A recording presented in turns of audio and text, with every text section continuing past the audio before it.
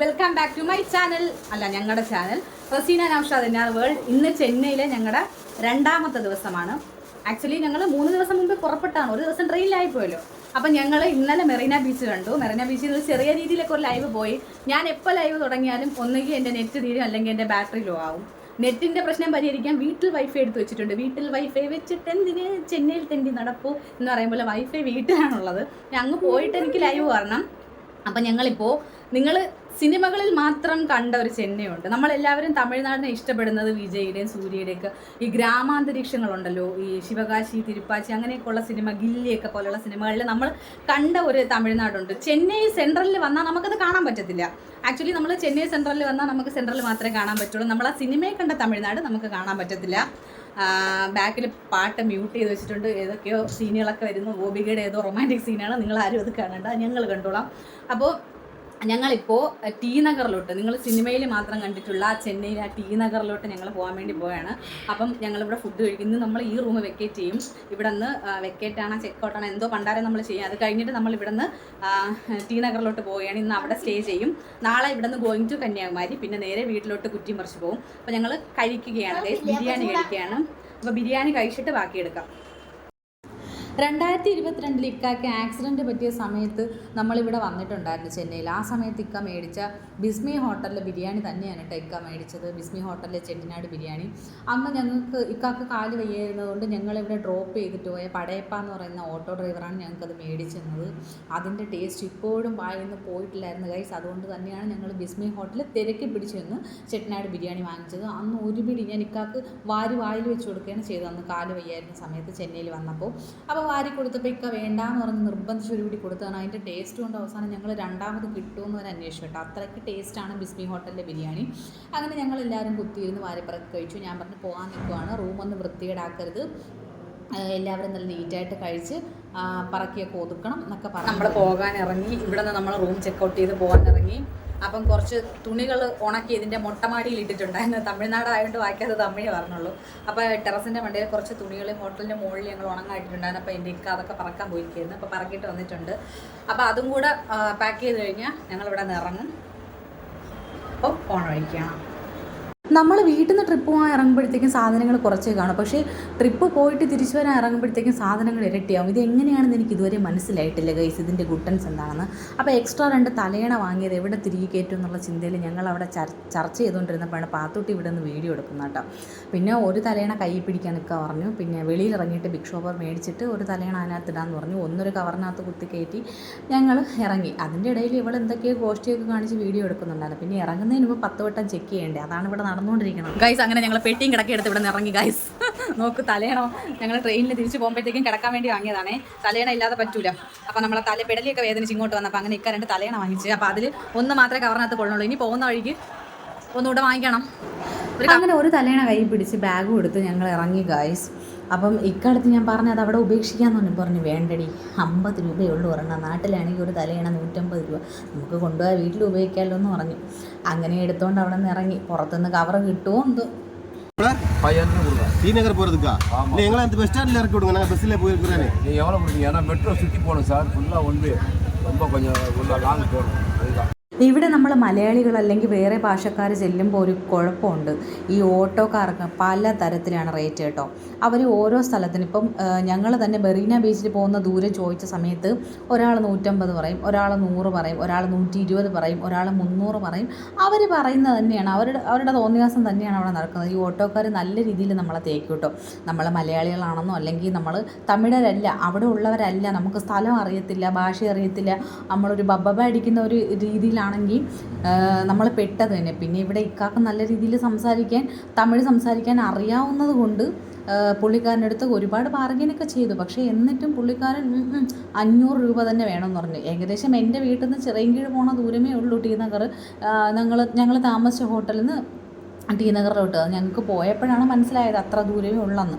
പക്ഷേ എന്ത് ചെയ്യാം, നമുക്കിവിടെ നിന്ന് അവിടം വരെ പോകാൻ 120 മതി. ഇവിടെ ഞങ്ങൾ 500 കൊടുത്തു, അത്രയേ ഉള്ളൂ വ്യത്യാസം. അപ്പോൾ അതാണ് നമ്മൾ അറിയാതെ ചെന്ന് പെട്ട് കഴിഞ്ഞാൽ നമ്മൾ ടൂറിസ്റ്റുകളാണെന്നോ അവിടുത്തെ ഗസ്റ്റുകളാണെന്നോ അങ്ങനെയുള്ള യാതൊരു ഇതൊന്നുമില്ല. അവർ പിഴിയാൻ പറ്റുന്നതിൻ്റെ മാക്സിമം ഞങ്ങളുടെ കയ്യിൽ നിന്ന് പിഴിയും. ഞങ്ങൾ ടി നഗറിൽ ചെന്ന സമയത്ത് ഗൈസ് അവിടെ ഭയങ്കര തിരക്കായിരുന്നു. മെട്രോയുടെ പണി നടക്കുന്നതുകൊണ്ട് ഞങ്ങൾക്ക് അവിടെ വഴിയും ഒന്നും ഇല്ലായിരുന്നു, മൊത്തത്തിൽ മറച്ച് കിട്ടിയിരുന്നു. എന്തിനാണ് പോയതെന്ന് പോലും ചിന്തിച്ചു കേട്ടാ.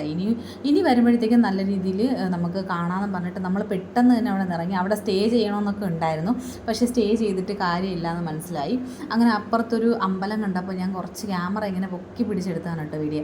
ദേ ചക്കയൊക്കെ ഉണ്ടായിരുന്നു കേട്ടോ ടി നഗറിൽ. ചക്ക, പിന്നെ അമ്പലങ്ങൾക്ക് പിന്നെ തമിഴ്നാട് പറയണ്ടല്ലോ, എങ്ങോട്ട് തിരിഞ്ഞാലും അമ്പലമാണ് അമ്പലം. എവിടെയെങ്കിലും ഇത്തിരി മഞ്ഞപ്പൊടി വീണ് കിടന്നാലും അവരവിടെ വളച്ച് കിട്ടി ക്ഷേത്രം ഉണ്ടാക്കും. അതാണല്ലോ ഭക്തിയുടെ കാര്യത്തിൽ അവരെ കവച്ച് വയ്ക്കാൻ ഇന്ത്യയിൽ വേറെ ആരുമില്ലല്ലോ എന്നാണ് എൻ്റെ വിശ്വാസം. പിന്നെ ബാക്കിയുള്ള സ്ഥലത്തോട്ടൊന്നും നമ്മൾ പോകുന്നില്ല. അങ്ങനെ ഈ സ്ഥലങ്ങളൊക്കെ കാണുമ്പോൾ എനിക്ക് ഇങ്ങനെ തോന്നി, പോക്കിരിയില, ശിവകാശിയില, എവിടെയൊക്കെ വിജയൊക്കെ ഇങ്ങനെ ഓടി നടക്കുന്ന തെരുവല്ലേ ഇത് എന്നൊക്കെ ഞാൻ ഇക്കടുത്ത് പറഞ്ഞ് ബെക്കാൻ എടുത്ത് പറഞ്ഞ് എനിക്ക് എങ്കയോ പാത്ത മാതിരിയൊക്കെ തോണത് എന്ന് പറഞ്ഞു. ഞാൻ പറഞ്ഞാൽ എങ്കിൽ നമുക്ക് തോണിച്ചെങ്കിൽ നമുക്ക് മതിയാക്കി തിരിച്ചു പോകാം, വെറുതെ ഇവിടെ കിടന്ന് തേരാപ്പാര നടക്കണ്ട, ഇവിടെ റൂം എടുത്തിട്ടും കാര്യമില്ല, കാണാൻ പറ്റത്തില്ലല്ലോ, മെട്രോയുടെ പണി നടക്കുമല്ലേ എന്നും പറഞ്ഞുകൊണ്ട് നമ്മൾ പോയി. പിന്നെ ചായ എന്ന് പറയുന്നത് ഞങ്ങളുടെ നിത്യജീവിതത്തിൻ്റെ ഒരു ഭാഗമാണ്, ഞങ്ങളുടെ അന്താരാഷ്ട്ര വികാരമാണ് ചായ. അങ്ങനെ ഞങ്ങൾ വഴിയിലൊരു ഒരു കടയിൽ കയറി നല്ലൊരു ഊള ചായയും കുടിച്ചു. നല്ല വാട്ട ചായയായിരുന്നു കേട്ടോ, എങ്കിലും കുടിച്ചു. പിന്നെ പൈസ കൊടുത്ത് വാങ്ങണില്ലേ, കളയാൻ പറ്റത്തില്ലല്ലോ. അങ്ങനെ കുടിച്ചിട്ട് പിന്നെ അവിടെ നിന്നിറങ്ങി വീണ്ടും തേരാപ്പാര നടക്കുന്നത് തൊട്ടടുത്ത് തന്നെയാണ് ബസ് സ്റ്റോപ്പ്. ഇവിടെ ഏതെങ്കിലും ഒരു ഓട്ടോക്കാരെടുത്ത് അവിടം വരെ ഒന്ന് ഡ്രോപ്പ് ചെയ്യാൻ പറഞ്ഞാൽ വീണ്ടും 100 രൂപ പിടിച്ചു പറിക്കും. അപ്പോൾ അതുകൊണ്ട് മാത്രമാണ് ഞങ്ങൾ നടന്നു പോകുന്നത്. പിന്നെ ടി നഗറിൽ ചന്ത കൊള്ളായിരുന്നു കേട്ടോ. അവിടെ നമ്മളെ പാളയം മാർക്കറ്റ് പോലെ കാണാത്തതായിട്ടൊന്നുമില്ല. കൊട്ടപ്പാക്ക് മുതൽ കൊട്ടത്തേങ്ങ വരെ ഉണ്ടായിരുന്നു. പിന്നെ ഞങ്ങൾ ടി നഗർ ബസ് സ്റ്റോപ്പിലെത്തി. അപ്പോൾ അവിടെ വന്ന് നിന്നപ്പോഴത്തേക്കും ചെന്നൈ സെൻട്രൽ ബസ്, പിന്നെ 9-ാം നമ്പർ ബസ്സും 11-ാം നമ്പർ ബസ്സും മാത്രം. ഇവിടെ ബസ്സിൻ്റെ നമ്പറാണ് കേട്ടോ, ബോർഡ് ഒന്നും നമുക്ക് പറ്റത്തില്ലല്ലോ, ഇംഗ്ലീഷ് എഴുതിയാൽ മാത്രമേ പറ്റുള്ളൂ. അങ്ങനെ ഞാനും പാത്തൂട്ടി അവിടെ നിന്ന് അവർ വാപ്പിയും മോനും കൂടെ അവിടെ മൊത്തം കറങ്ങി 9-ാം നമ്പർ ബസ് എവിടെയെന്ന് പറഞ്ഞു. അങ്ങനെ ഞാനിങ്ങനെ ബസ്സിൻ്റെ വീഡിയോ എടുത്തുകൊണ്ട് വന്നപ്പോഴത്തേക്കും ഒരു കണ്ടക്ടർ എന്നോട് വന്നിട്ട് ചോദിച്ചു, അമ്മ നിങ്ങൾ പ്രസ് ചെയ്യുന്ന. അപ്പോൾ ഞാൻ എന്താ നിങ്ങൾ മീഡിയ ആവാ? ഞാൻ പറഞ്ഞു അല്ലണ്ണേ, ഞാൻ യൂട്യൂബാണ്, എനിക്കൊരു ചാനലുണ്ടെന്ന് പറഞ്ഞു. അപ്പോൾ ചിരിച്ചുകൊണ്ട് പോയി കേട്ടോ. അപ്പോൾ ഞങ്ങൾ ബസ്സിൽ കയറി. ഇവിടെ ഞങ്ങൾക്ക് ഫ്രീ ടിക്കറ്റാണെന്ന് ഞങ്ങൾക്ക് കണ്ടക്ടർ വന്ന് 2 ടിക്കറ്റ് കീർത്തത് ബസ്. അപ്പം നമ്മൾ വിചാരിച്ച് ഇതെന്താ ഇങ്ങനെ. അപ്പോൾ ഇക്കാൻ്റെ ചോദിച്ചു അതെവിടത്തേക്കാണ്, നിങ്ങൾ ടിക്കറ്റ് പറഞ്ഞായിരുന്നു എന്ന്. അപ്പോൾ കണ്ടക്ടർ പറഞ്ഞ് അല്ലെണ്ണേ, അത് ഫ്രീ ടിക്കറ്റ്, ലേഡീസ്ക്ക് ഫ്രീ ടിക്കറ്റാണെന്ന്. എന്തായാലും തമിഴ്നാട് സർക്കാർ അങ്ങനെ ഒരു കാര്യം ചെയ്യുന്നുണ്ട് കേട്ടോ. പക്ഷേ ഇത് കന്യാകുമാരിയിലും നാഗർകോവിലൊന്നും ഈ സൗജന്യം ഇല്ല. ഇത് ഈ ടി നഗർ ചെന്നൈ സെൻട്രലിൽ മാത്രം, ചെന്നൈ ആ ഒരു പട്ടണ പ്രദേശങ്ങളിൽ, അതായത് ചെന്നൈയുടെ പ്രാന്തപ്രദേശങ്ങളിൽ മാത്രമേ ഇങ്ങനൊരു സൗകര്യമുള്ളൂ. അങ്ങനെ ബസ്സിലിരുന്ന കുറേ കാഴ്ചകളൊക്കെ ഇങ്ങനെ കണ്ടോട്ടോ. എന്തൊക്കെ പറഞ്ഞാൽ തമിഴ്നാട് കാണാൻ നല്ല ഭംഗിയാണ്. എനിക്ക് ഇവിടുത്തെ വീടുകൾ ഈ സൺഷെയ്ഡ് പുറത്തു വന്നിട്ടില്ലാത്ത രീതിയിൽ ഈ അറബിക് മാതൃകയിലുള്ള വീടുകളാണ് ഇവിടെ നിർമ്മിച്ചിരിക്കുന്നത്. എനിക്ക് അത് കാണാൻ ഭയങ്കര ഇഷ്ടമാണ്. പിന്നെ ഈ കൊത്തുപണികളും വിഗ്രഹങ്ങളും ഈ ഇവിടുത്തെ അമ്പലങ്ങളുടെ മാതൃകയൊക്കെ ഉണ്ടാക്കിയിരിക്കുന്നത് നമ്മുടെ പത്മനാഭ ടെമ്പിളിൻ്റെ മാതൃകയിലാണല്ലോ എല്ലാ അമ്പലങ്ങളും. അപ്പോൾ മധുര മീനാക്ഷി അമ്മൻ കോവിൽ, ഇവിടേക്ക് എനിക്ക് പോകണമെന്ന് ഭയങ്കര ആഗ്രഹമുള്ള സ്ഥലങ്ങളാണ്. അപ്പം നെക്സ്റ്റ് ഞങ്ങൾ പ്ലാൻ ചെയ്തിരിക്കുന്നത് തഞ്ചാവൂർ, മധുരൈ, തിരുനെൽവേലി, ഇതൊക്കെയാണ് ഞങ്ങൾ നെക്സ്റ്റ്. ഈറോഡ്, കോയമ്പത്തൂർ, പിന്നെ ഊട്ടി, കൊടൈക്കനാൽ, അങ്ങനെ തമിഴ്നാട് മൊത്തം ഞങ്ങളുടെ പാക്കേജിലുണ്ട്. കുറേ പൈസ ചിലവാകും, കുഴപ്പമില്ല, ഞങ്ങൾ എങ്ങനെയെങ്കിലുമൊക്കെ പോവും, അഡ്ജസ്റ്റ് ചെയ്ത് പോവും. ഇതുപോലെ നടന്നും ബസ്സിലും ഇങ്ങനെയൊക്കെ യാത്ര ചെയ്യാനാണ് സർക്കാർ ഈ സംവിധാനങ്ങൾ മൊത്തം ഉണ്ടാക്കിയിട്ടിരിക്കുന്നത്. ഒന്നും നടക്കില്ല എന്ന് വിചാരിച്ചാൽ ഒന്നും നടക്കില്ല, പക്ഷേ ചിലതെങ്കിലുമൊക്കെ നടക്കുമെന്ന് വിചാരിച്ചാൽ നടക്കും. നമ്മളെ കൊണ്ട് നടത്താൻ പറ്റാത്തതായിട്ടൊന്നും ഇല്ല എന്നെനിക്ക് തോന്നുന്നു. നത്തിങ് ഈസ് ഇമ്പോസിബിൾ എന്നൊക്കെ പറയും.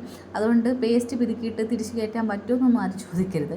അങ്ങനെയൊന്നുമില്ല, നമ്മളെ കൊണ്ട് പറ്റും, വിചാരിച്ചാൽ പറ്റാത്തതായിട്ടൊന്നുമില്ല. ഈ കാണുന്നത് അവിടുത്തെ ഒരു വലിയ എന്തോ ഒരു മാളാണ് കേട്ടോ.